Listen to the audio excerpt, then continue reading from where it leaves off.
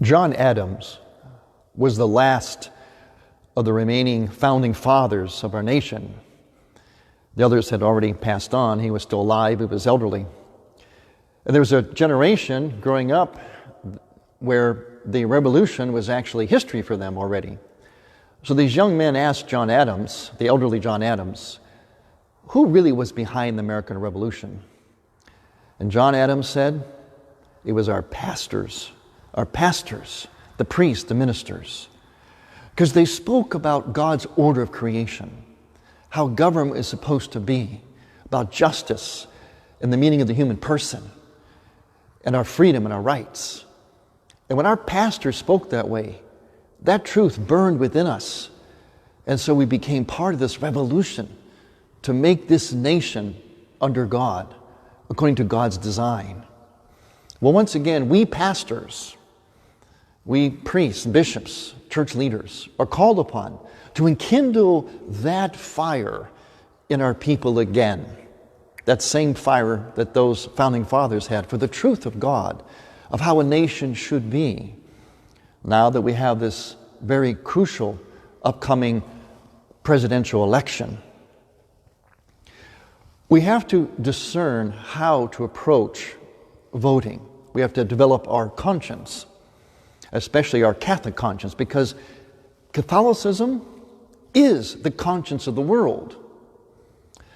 The world goes by way of Catholicism. It rises and falls by way of Catholicism. It's the truth. And so, what we're going to do in this series is we're going to offer a guide, a discernment guide for voting, so that our voting is informed. The first thing we want to do is to realize that when we vote, it's not about the person really. Yeah, the person does matter, but not really, not fully. It's not about the party either.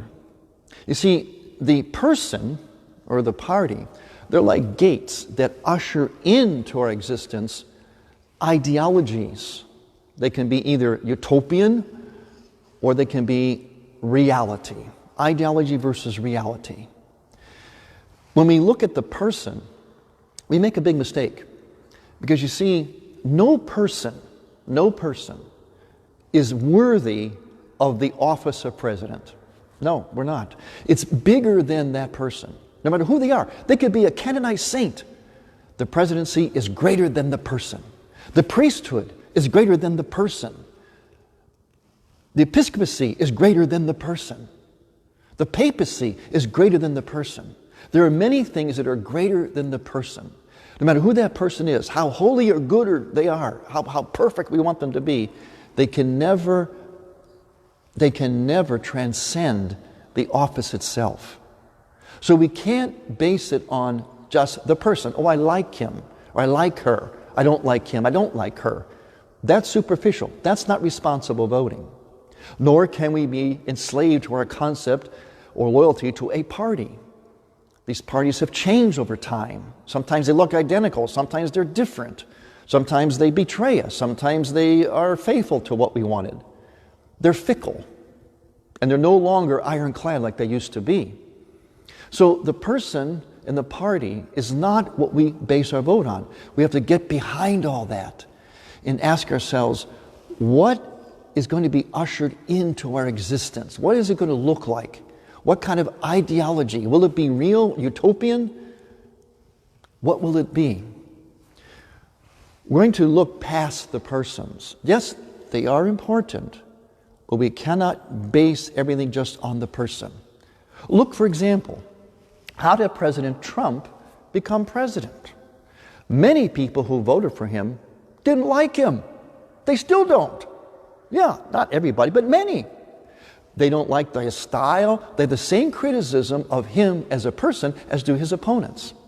Not everybody, but people who voted for him don't like him. So why did they vote for him? Because they went past the person to behind him, and they looked at what would be ushered in through him, regardless of what kind of person he is. Not that it doesn't matter, but we don't base it on the person or the personality. We're based on things much deeper than that, and that's what we're going to look at in this brief series.